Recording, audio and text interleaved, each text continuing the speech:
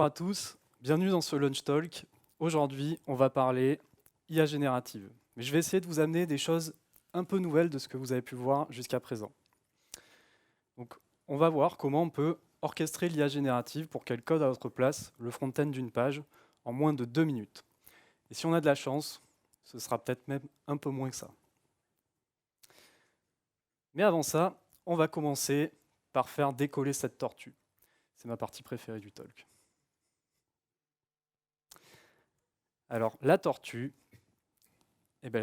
c'est le monde du développement informatique.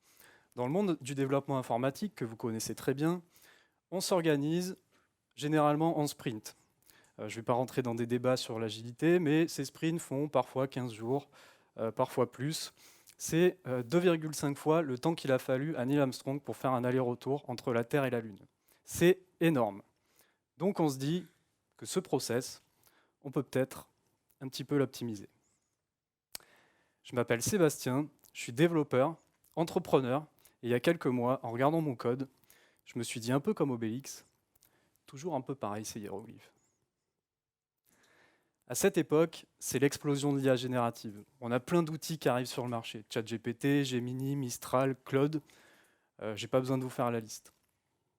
Et c'est la première fois de l'histoire qu'on a des outils capables de comprendre et de générer du code. Alors ça va me donner une idée. Et je vais coder un premier POC. Et à la fin de ce premier POC, en tout bon entrepreneur, je vais me prendre un mur.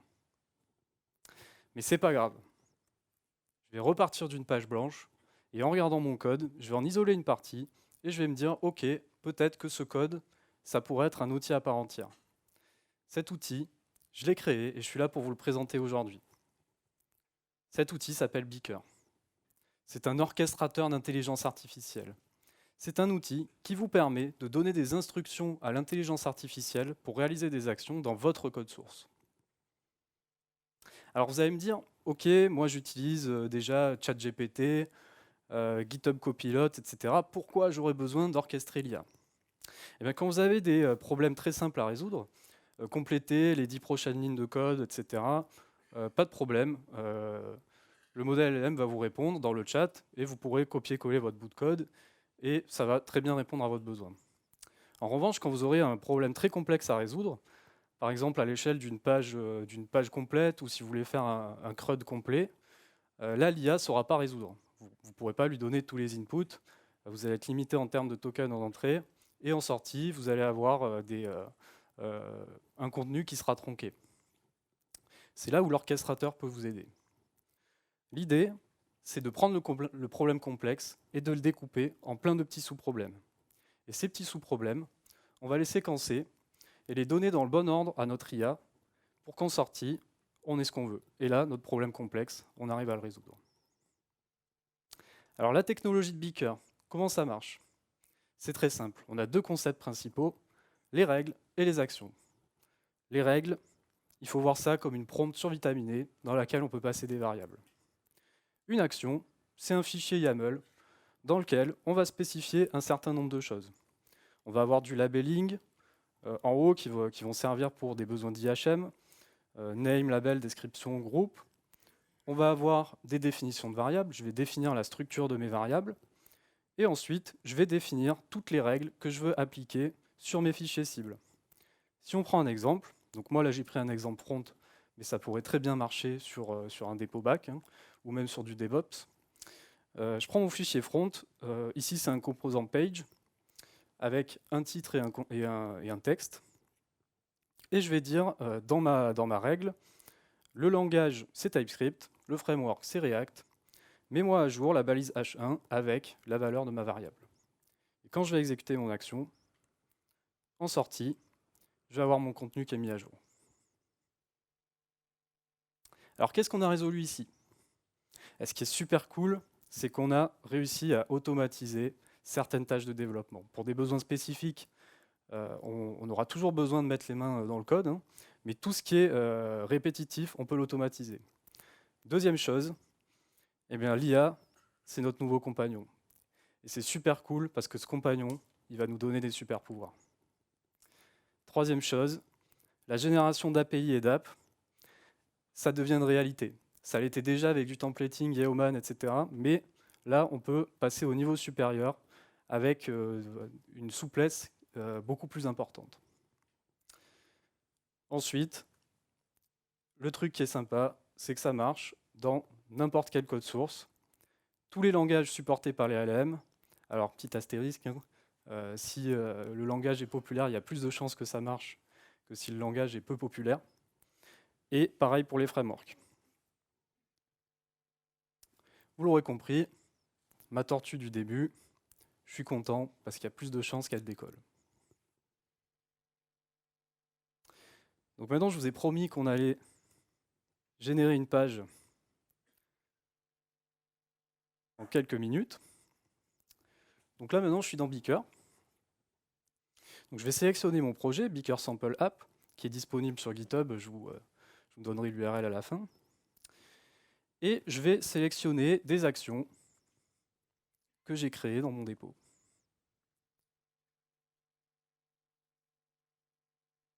Et je vais donner des instructions, par exemple, generate a form with fields, name, username, email.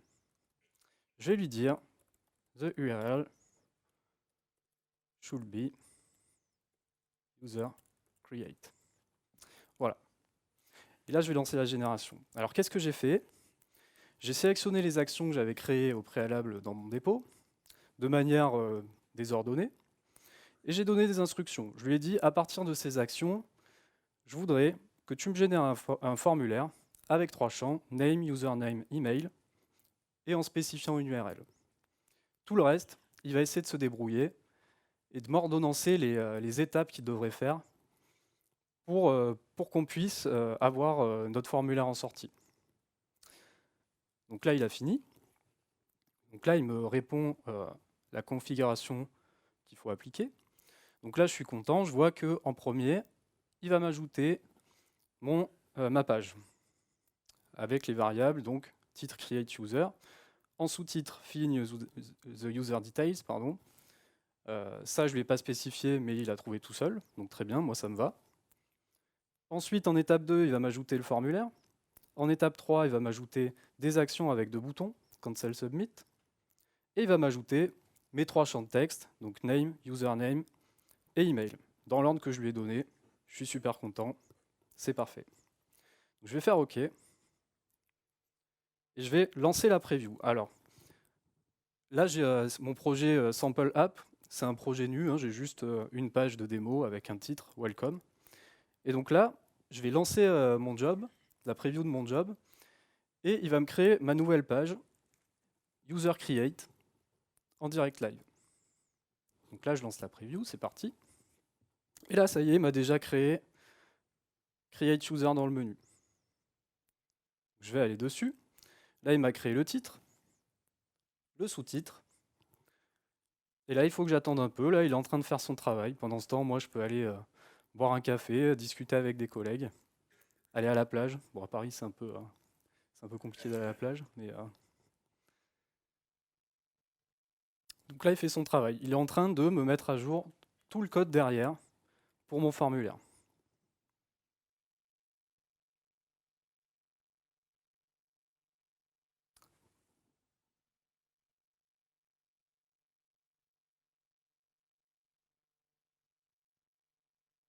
Chargé au cas où.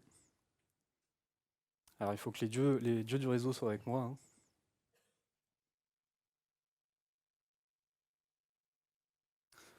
En attendant, on peut aller voir le code source. On peut aller voir ce qu'il est en train de faire. Ah, bah ça y est, il a fini. Donc là, on voit bien qu'il m'a généré mon formulaire Create User avec mon champ Name, mon champ Username et mon champ Email. Donc c'est parfait, ce que je lui avais demandé.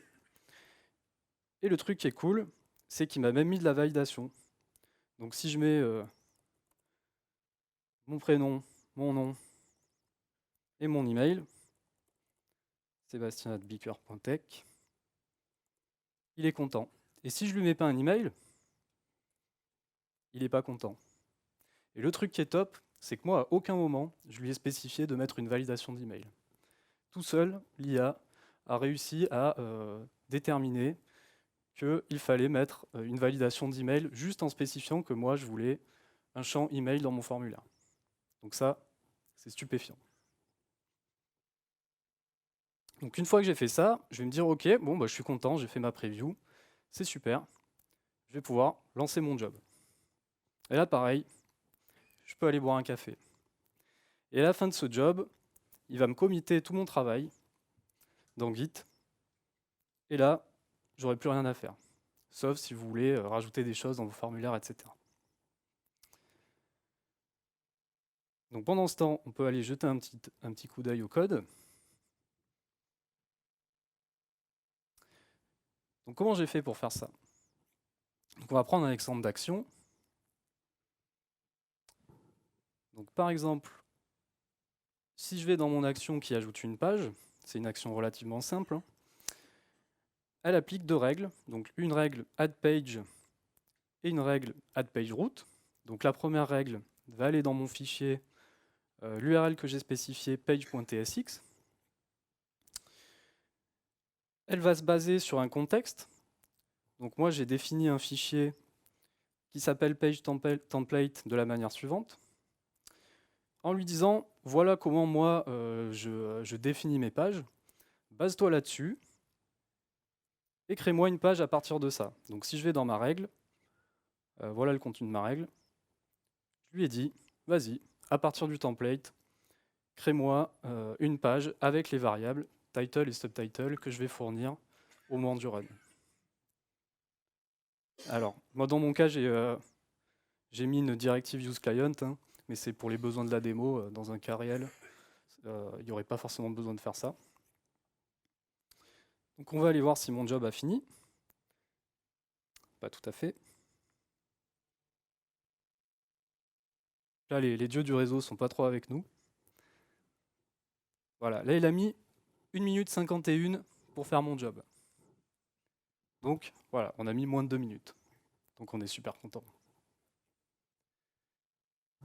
Et autre petite chose sympa que je peux vous montrer. Cette fois, on va créer notre preview. On va se dire, ok, cette fois on ne va pas créer un formulaire avec des champs. On va essayer de faire un truc un peu plus visuel, un peu plus sympa. Je vais aller dans Manual Config. Pareil, je vais créer une page qui s'appelle, par exemple, Dashboard. Le sous-titre, je vais mettre All the Metrics, par exemple. Et l'URL, je vais remettre Dashboard. Maintenant, je vais ajouter une autre étape. Je vais lui dire, je voudrais que tu m'ajoutes un graphique. Mon graphique, je vais lui ajouter des données. Donc là, j'ai pré-rempli un peu les données hein, pour les besoins de la démo, pour que ça aille plus vite. Je vais rajouter des étapes en ajoutant un layout d'histogramme.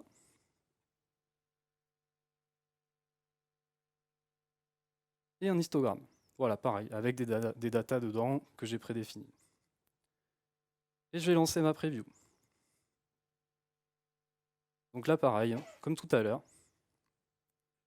il est en train de m'exécuter le job. Donc si je vais dans Dashboard, normalement, alors là j'ai des petites erreurs de compilation, mais qui normalement sont transitoires, que j'aurais de toute façon si moi je faisais le travail à la main. Donc là, ça y est, on voit qu'il a recompilé. On a notre graphique, on est super content, avec les données que je lui ai fournies. Hein. Et ça y est, il m'a ajouté l'histogramme. Donc là, super cool, j'ai généré une deuxième page. Donc là, en l'espace de quelques minutes, on a généré 2 pages React avec la techno. Je vais revenir à ma presse. Voilà. Ce sera tout pour moi. Je vous remercie. Je suis à l'écoute de vos questions.